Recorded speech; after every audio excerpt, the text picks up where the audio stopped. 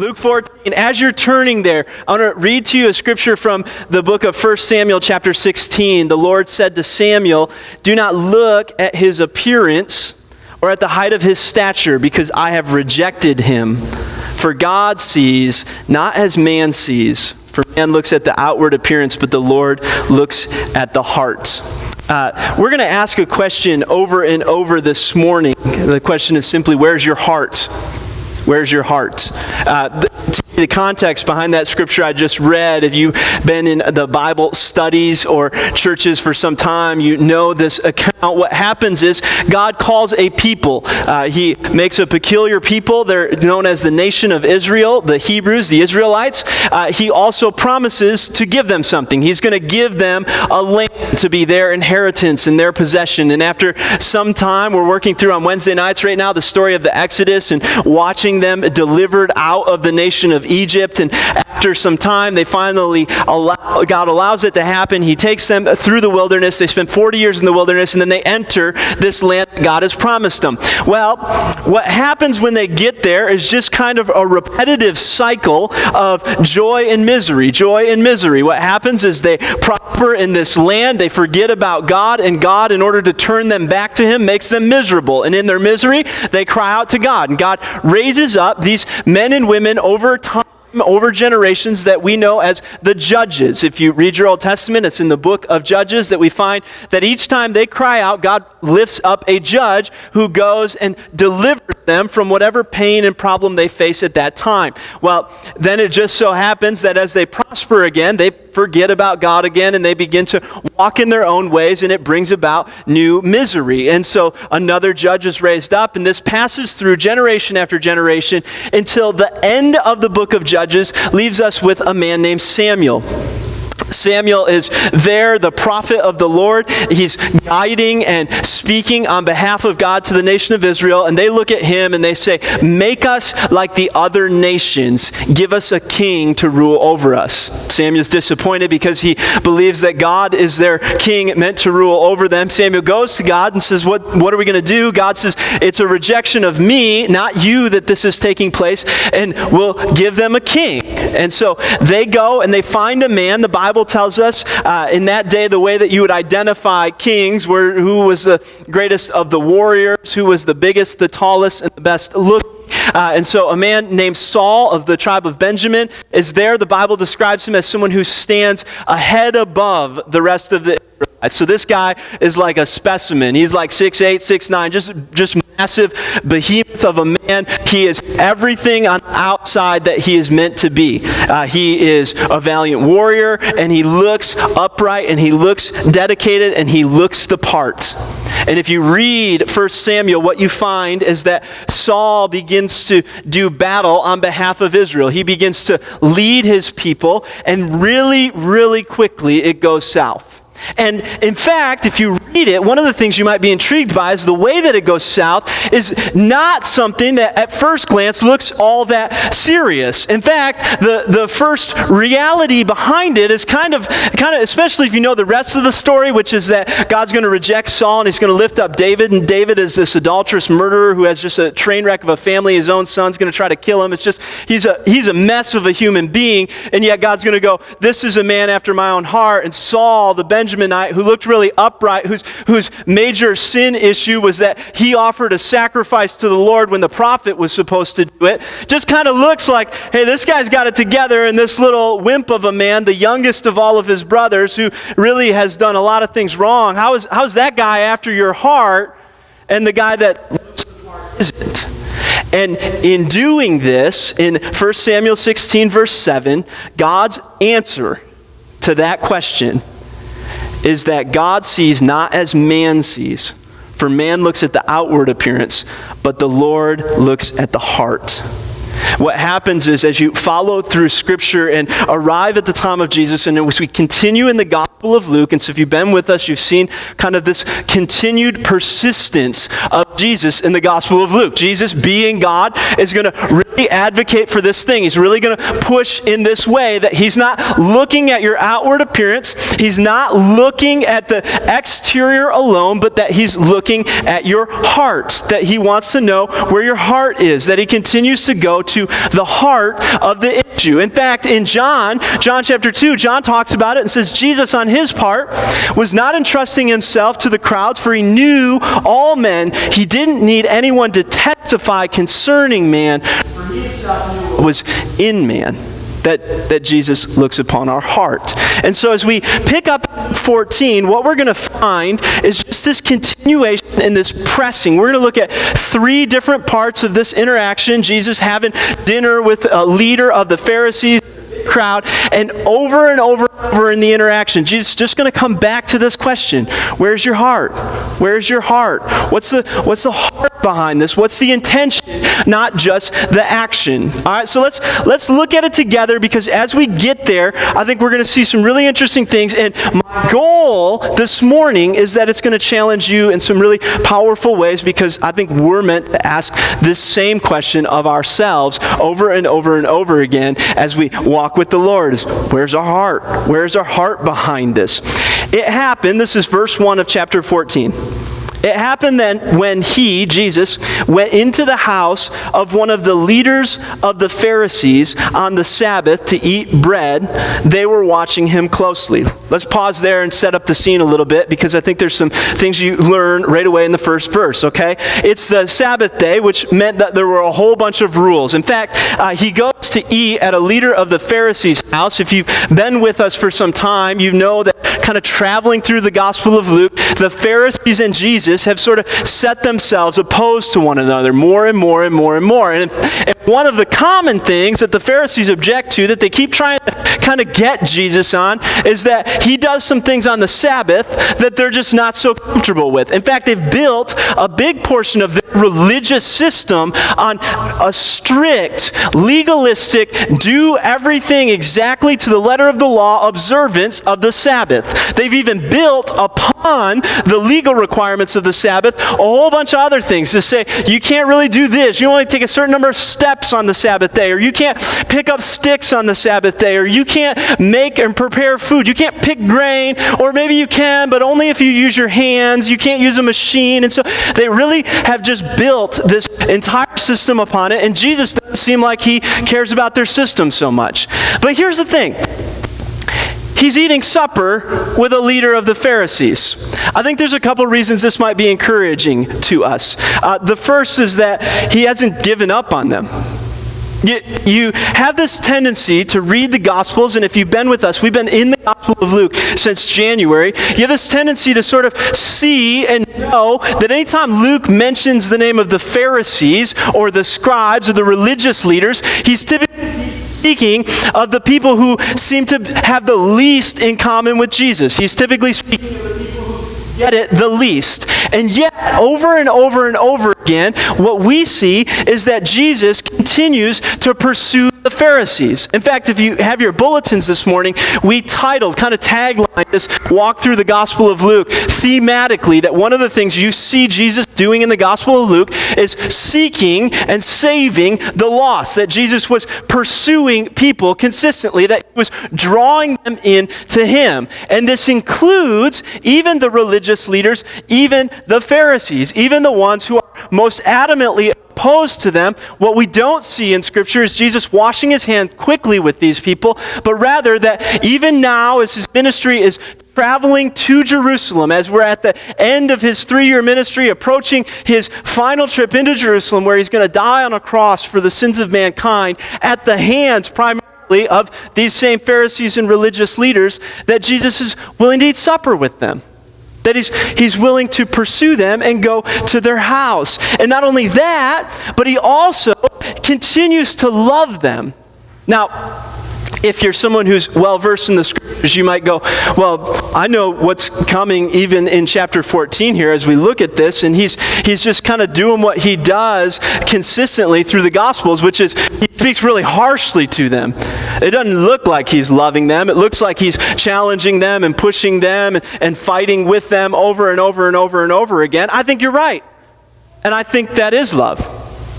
I think what Jesus is continuing to do, what we're going to see through the 14 verses that we're going to look at in chapter 4 this morning, or chapter 14 this morning, is that Jesus, in his pursuit, in his seeking the Pharisees, in his loving and consistently coming to the Pharisees, is his desire to speak truth to them. And I think the theme of the truth that you're going to see throughout Luke 14 that applies to them, and I want you to understand it applies to us, is that Jesus isn't just after your religious observance, he's after your heart. He wants to know what the heart behind things are. That Jesus, over and over and over again, is going to challenge your heart. And so verse 1 tells us that Jesus goes on the Sabbath day to sit down with a leader amongst the Pharisees. That meant it was probably someone, a member of the Sanhedrin, somebody with some credit, some credibility, probably some wealth, and there would have been a lot of people at the house. Some that would have been invited, distinguished guests, we're going to find out in a minute, and some come because they want to see what was going to happen. The other thing we see is that they, the Pharisees, were watching Jesus closely. Now, if you've been with us through the Gospel of Luke, you know this already because the end of Luke chapter 11, when Jesus gets through going, "Woe to you Pharisees, you've missed it, your heart is in a wrong place," it says he leaves there, and the scribes and the Pharisees began to be very hostile and to question him closely on many subjects, plotting against him to catch him in something he might say. Here's the game.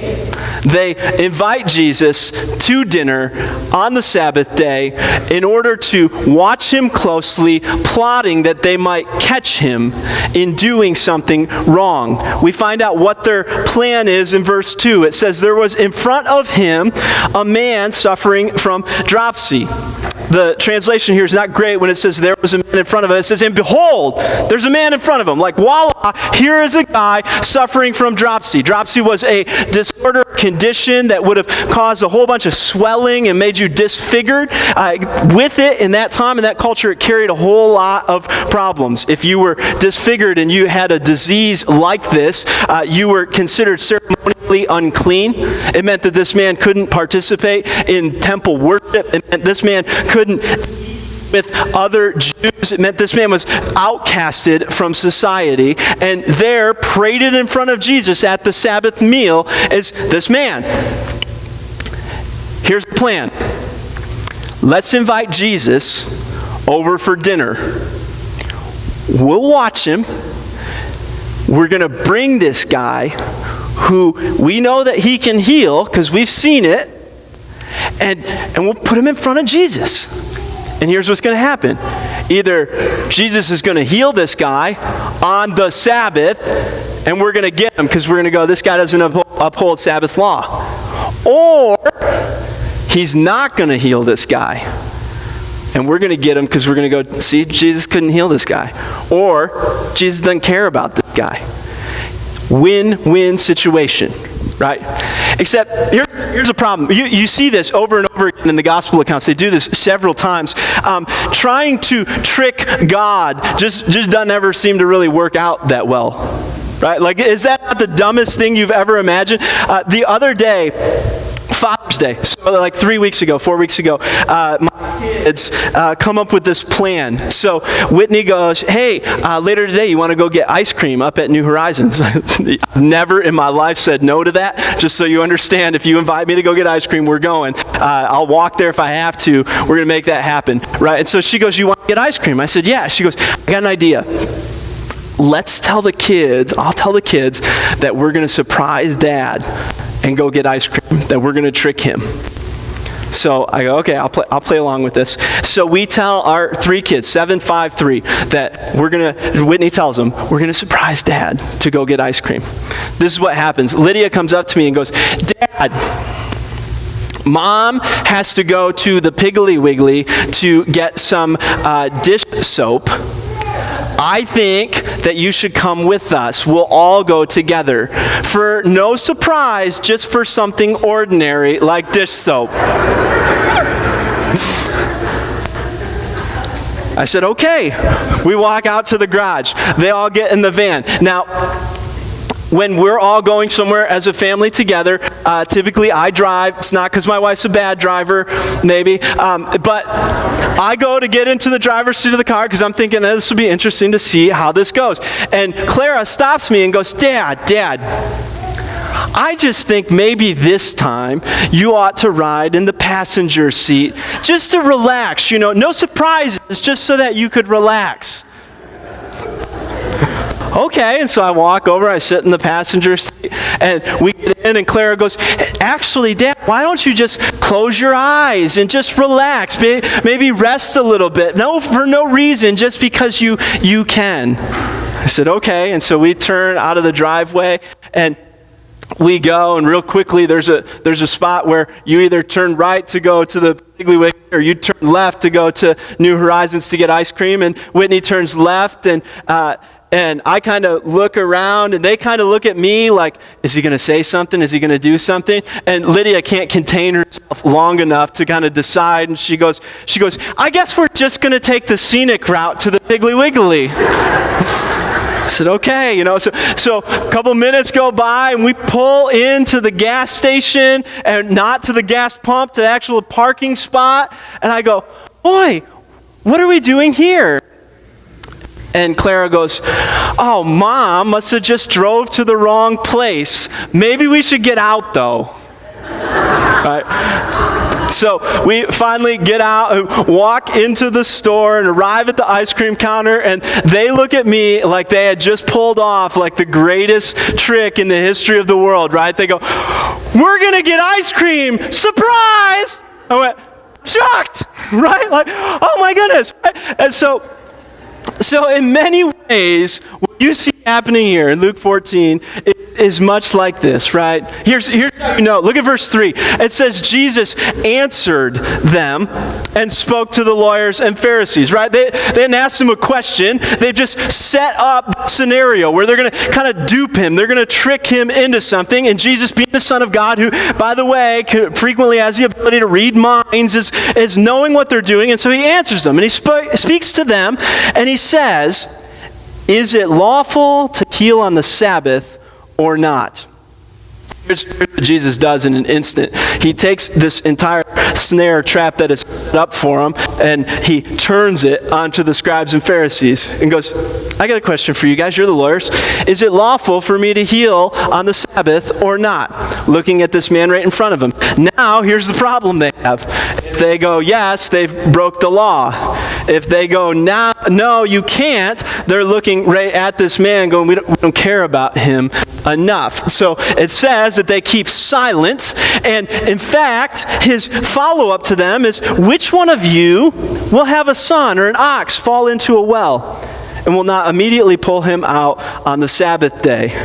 And they could make no reply to this. Jesus accelerates this line of questioning and says, I'll tell you what, here's what the problem is. You brought this man before me and saw him as not a man at all. You brought this person before me, and all you saw was a test. You entirely missed that this was a human being, and in the meantime, Jesus heals this man, and then his follow-up is, if this was your son, would you want me to heal him? If this was your oxen, would you save him on the Sabbath day? You see, what Jesus was asking, what Jesus in fact was commanding, wasn't a violation of the Sabbath. His goal was not to say, hey, you don't need to care about this law, you don't need to observe this ruling. His interest was to interpret it correctly. His interest was to go back to the question that he's going to continue to press on, which is, where's your heart in this?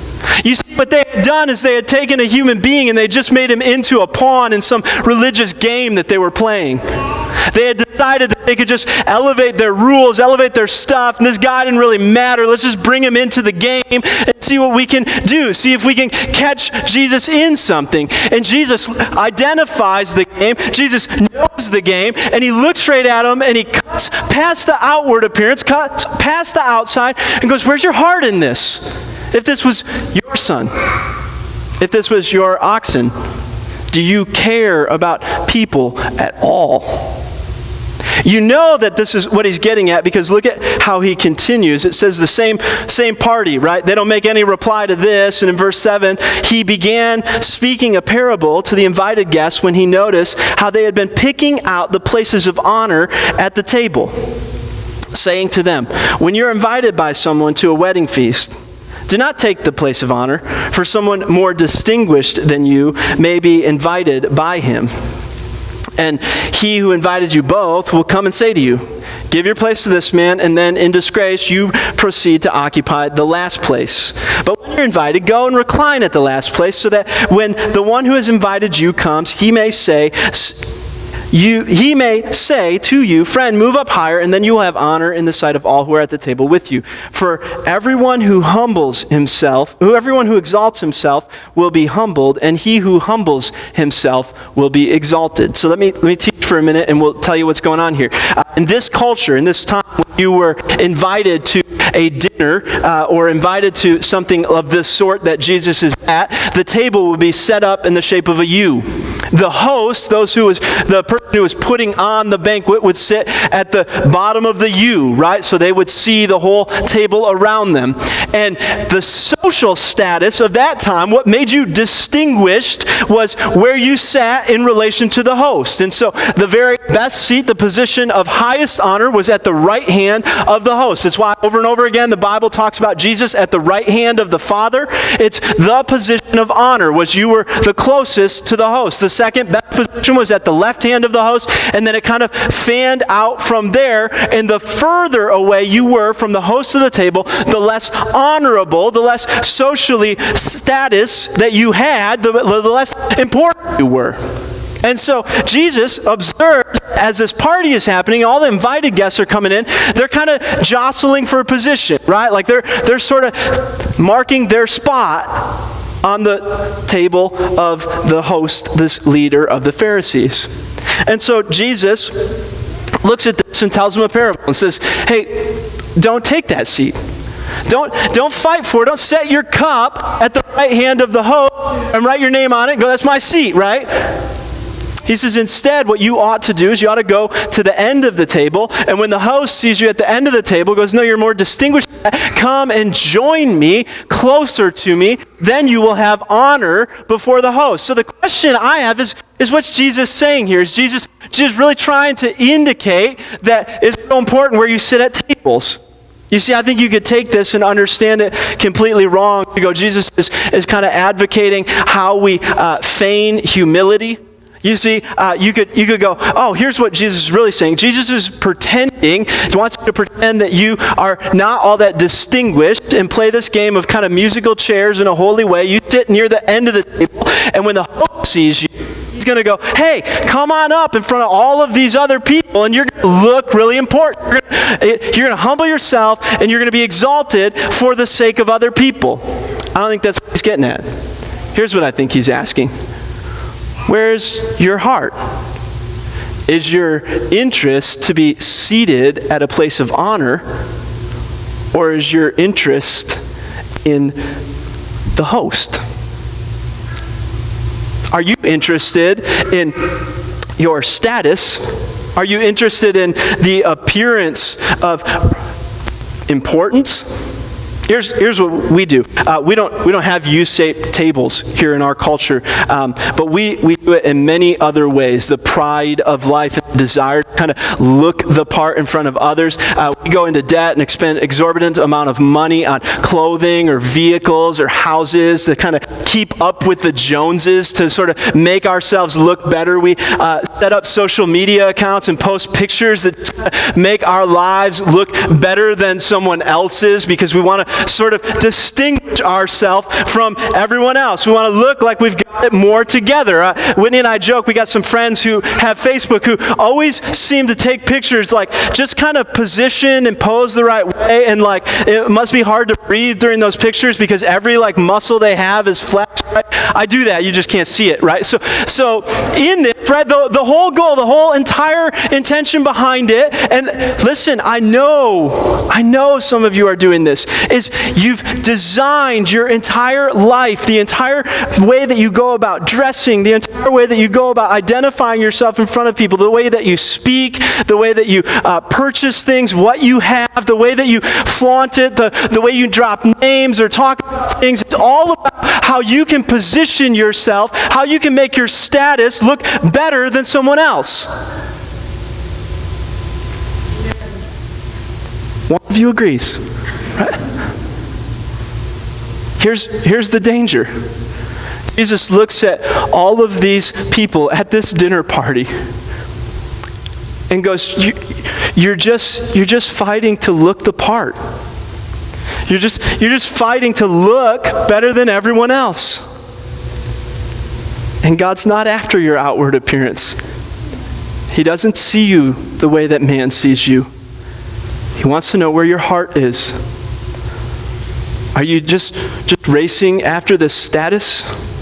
Are you willing to humble yourselves so that in His sight you might be exalted? So that you might really please the host of the party. That you might really be interested in God, not just what everybody else thinks of you.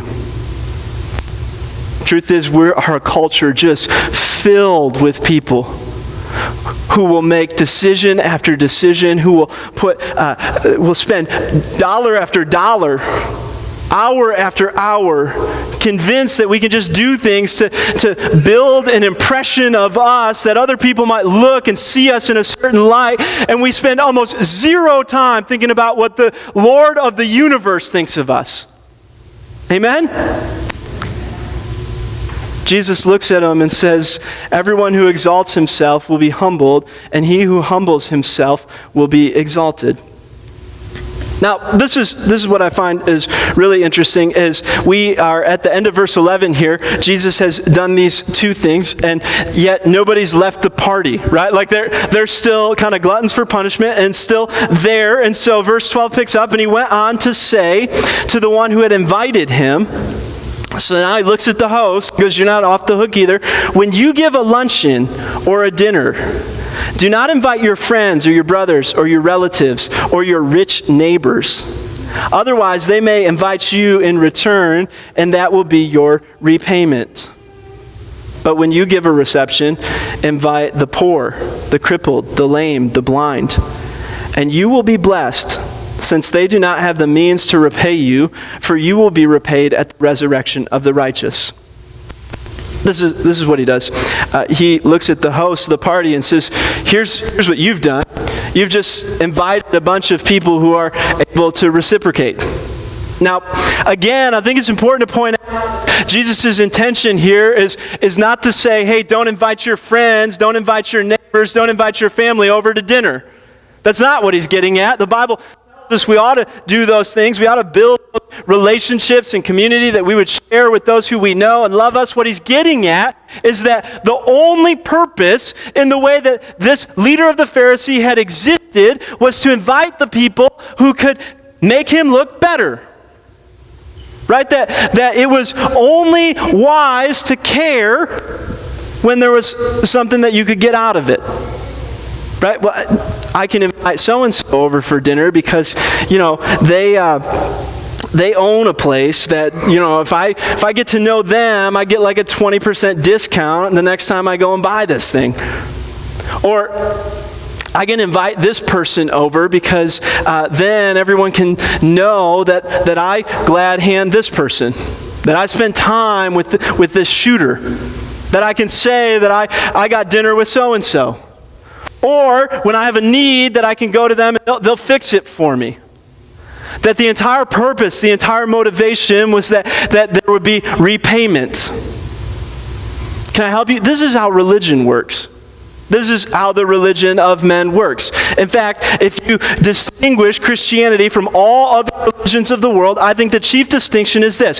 Primarily, what religion does is it teaches you to do things so that you can get things in return. Is it not? If you live well, God will bless you. If you say enough right things, you're gonna get good fortune. If you just have your good works outweigh your bad works, then God will be pleased to you. He's going to let you into heaven and spend eternity with him.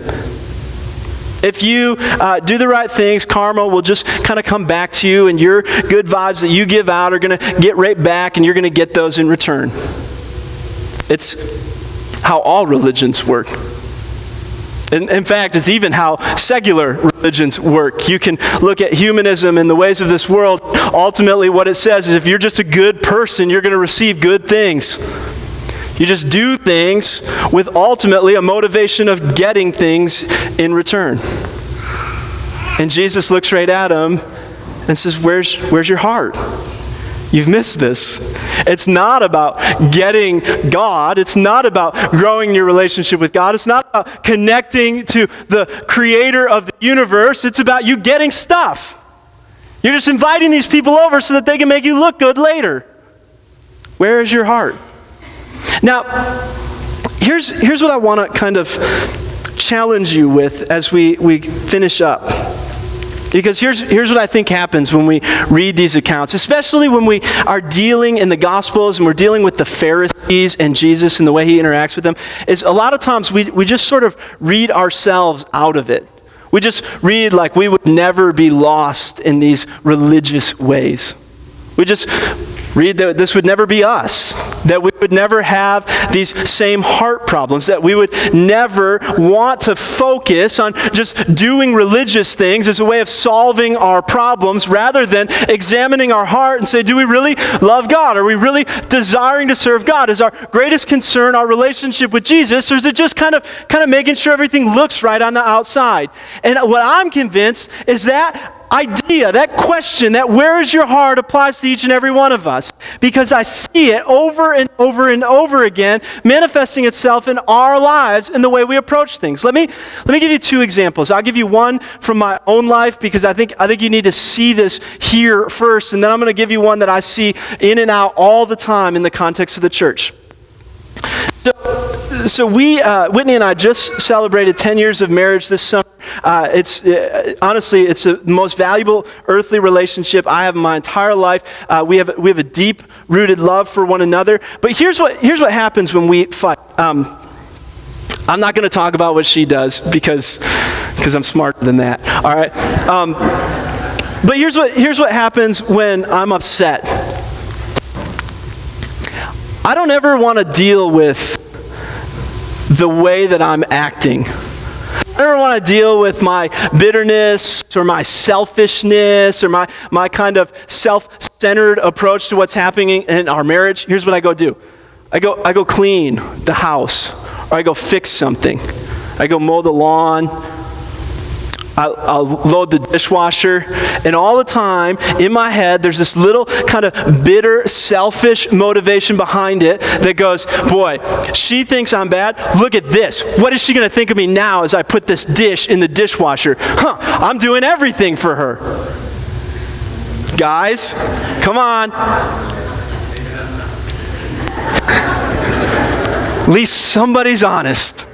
I pay him to be, right? Here's what we do. We get religious. Instead of dealing with what's going on in our heart, instead of dealing with the selfishness, instead of dealing with the bitterness, instead of dealing with what might be wrong on our side of the table, instead of dealing with the way we ought to be loving like Christ is loving, we just go, let me do some work to fix it. Let me just do something to fix it. If I could just work my way into a restored relationship, that would be best. Because we don't want to deal with the heart. Here's what it looks like in the church. You fight with someone. You fight with a brother and sister in Christ. You fight with a neighbor, a coworker. You got these relationships in your life that just fester. You got these conflicts, these disagreements that just exist, and they have for some time. They're just there in your life. I don't even have to mention a name or a context or situation. We just got to bring this idea up that you're in conflict with someone, and it goes right to that person. And then here's what you do. You come here on a Sunday, and we sing. And we listen to the Bible, and we memorize some scriptures, and we pray, and we call it worship. In Hebrew, the word for worship and the word for slavery are the same word. In the Bible, what is referred to as how we are meant to worship is a loving obedience to God. Jesus, in fact, deals with this very idea in his Sermon on the Mount and says, here's what you can do. If you're standing before the altar in the Old Testament, you would go to the temple. There at the altar of the temple, you would offer up a sacrifice, which was an act of worship. And he says, if you realize your brother has something against you, if you're in conflict, leave your gift on the altar and go. First, be reconciled to your brother. Then you can come and offer up worship.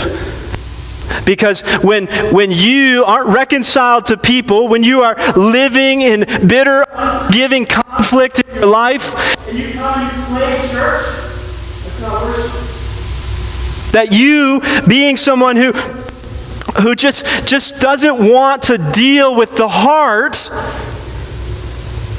your natural tendency is to come and be religious.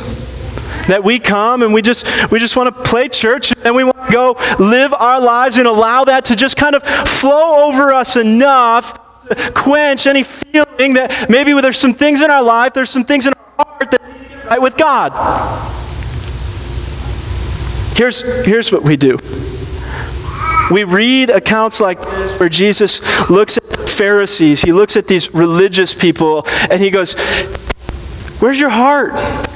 Your heart is just about doing religious things. Your heart is just about impressing people. It's not interested in following me. And we go, that would never be us. Let me leave you with 3 questions that I see in these verses. And my prayer is that you spend some time this week asking these questions of your heart. Do you care about people who have nothing to offer?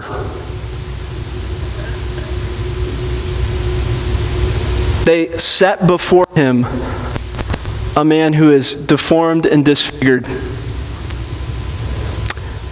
And all it is a game to them.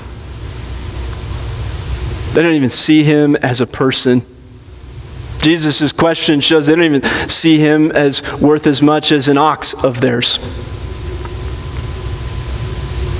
He challenges the host of the reception that perhaps he ought to invite the poor, the crippled, the lame, the blind, those who do not have the means to repay you. When you look at your life, when you look at your heart, do you find that you ever care about the people who don't have anything to offer? We phrased it this year that we would love people, even those who don't belong, even those who don't look the part, even those who don't have anything to reciprocate, to offer us. When you look at your life, can you say, I genuinely care about the least of these? I genuinely care about the widows and orphans. I genuinely care about all people, all souls, knowing that the Lord of the universe has created them and he cares about them.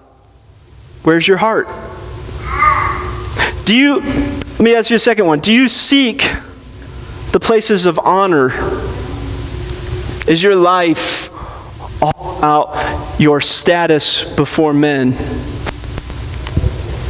Do you find yourself making purchases based on how it might make you look?